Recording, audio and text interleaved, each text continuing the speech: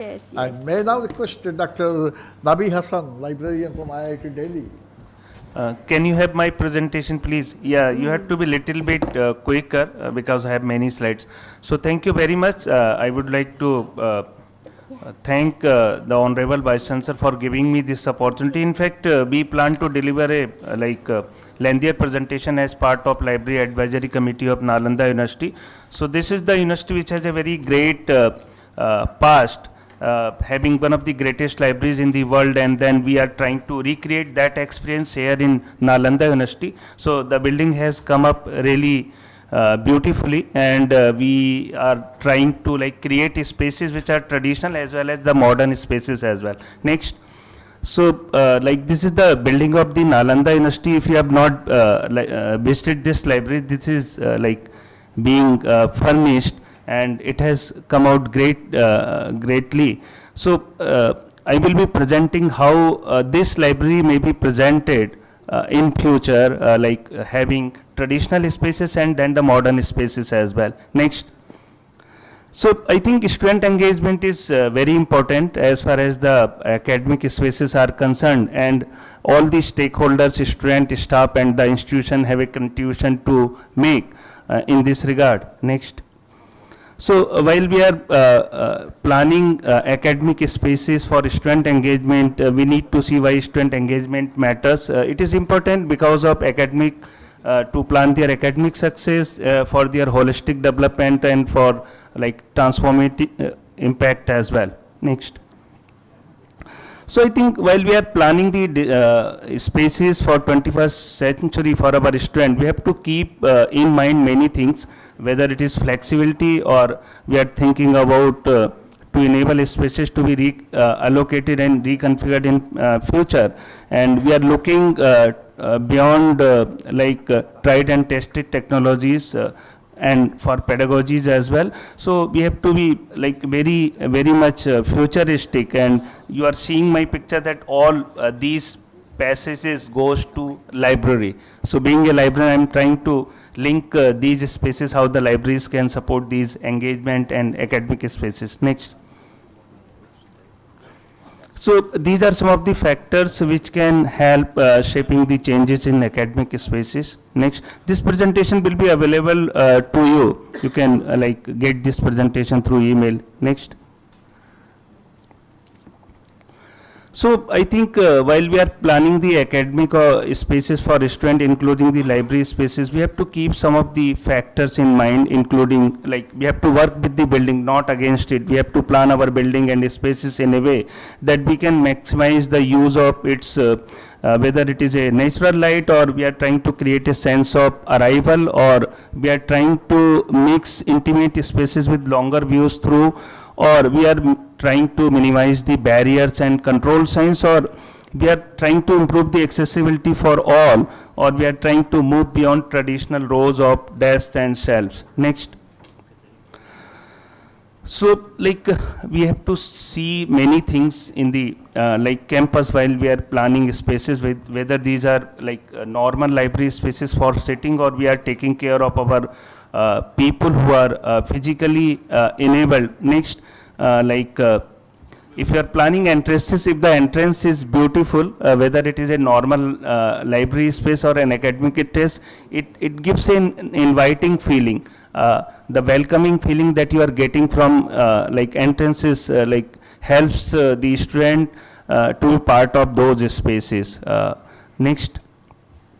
Then I think your reception or the circulation desk in the library or academic space should be planned in a way that people are feeling very happy. I took most of these pictures have been taken by me from my different visits to MIT, Harvard or different countries. So you can see these are the type of spaces you can plan in your academic institutions. Next.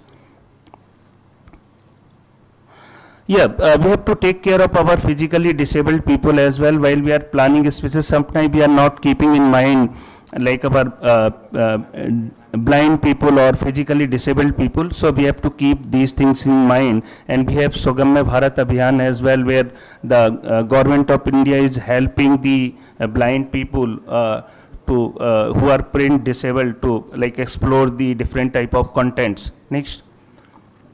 Yeah, we can plan like signages in the academic spaces in a way that which are user friendly. Next. Then I think different type collaborative spaces can be provided because people are not coming for simple reading. They are having discussion, they are having presentation, they are having multimedia things. Next. So last month I was attending a IFLA conference in Astana, Kazakhstan. I could see that this is from Nazarbayev University, how really greatly they have planned their spaces and how they are offering the facilities for their users. Next. Next. Yeah, like this is one of the important thing I found in many of the institutions, like one is from Harvard and another one is from IIM Bangalore and then from IT Delhi as well. So I think we should motivate our people to showcase their publication digitally and physically as well. Next. Kids libraries or kids component is very important in any of the institution. If you are inviting young faculty to these spaces, they can come with their kids and they can, yeah. Oh, next, you can continuously follow these, right? Like these are book racks or shelf, which how we can plan. Then quiet reading spaces. Next, reading spaces with food and drink. These are actual pictures taken from different. Then this is spaces with collection from MIT. Next, reading spaces beyond wall and near windows. Next, then garden or rooftop reading spaces. One is from IIT Bombay, and this is from Rhode Island. Yes, last year I was there. Next, then green libraries are also planned in India. One is from Anna Centenary Library, Chennai. Next, then you can have spaces which are modifiable for different purposes. Next, then some healthy spaces where you can do some exercise while you are studying in different spaces. Next, then yoga, meditation, prayer rooms are very important as part of different type of academic spaces. Next. Then some lab and maker spaces. Next, augmented and virtual reality is also important as part of academic spaces. Next, next please. Next, yeah, staff rooms. Next, human library is like walking encyclopedias. The people who are having great knowledge, they can share their experiences with the people around. Next.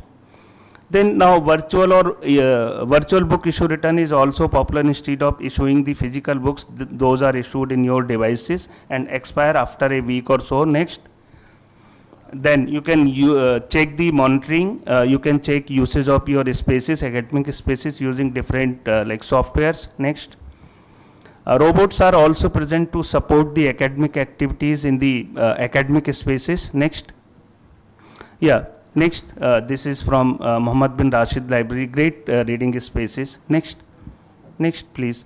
Yeah, gaming means you can embed the game with your academic things, like Nalanda University's history may be embedded in a game and people are asked to explore Nalanda University while they are playing the game. So they are forced to learn about an institution while they are like studying as well. Of course, drones are also being used in different academic spaces. Next. Just 2 slides more. Next, please. Next, please. We do not have time. So I think with this, I would like to conclude that these different type of academic spaces are offering holistic way of developing our student, and they are helping us balance quiet spaces, collaborative spaces, and like engaging spaces. And we can use these for digital tools and editable layouts, and we can create inspiring, welcoming environment. We can adopt eco-friendly practices that foster creativity and community. And of course, we are positioned to help the institution in its holistic development. Thank you very much. Thank you, Dr. Nabi Hasan. It reminded me of the statement, if there is a heaven on the earth,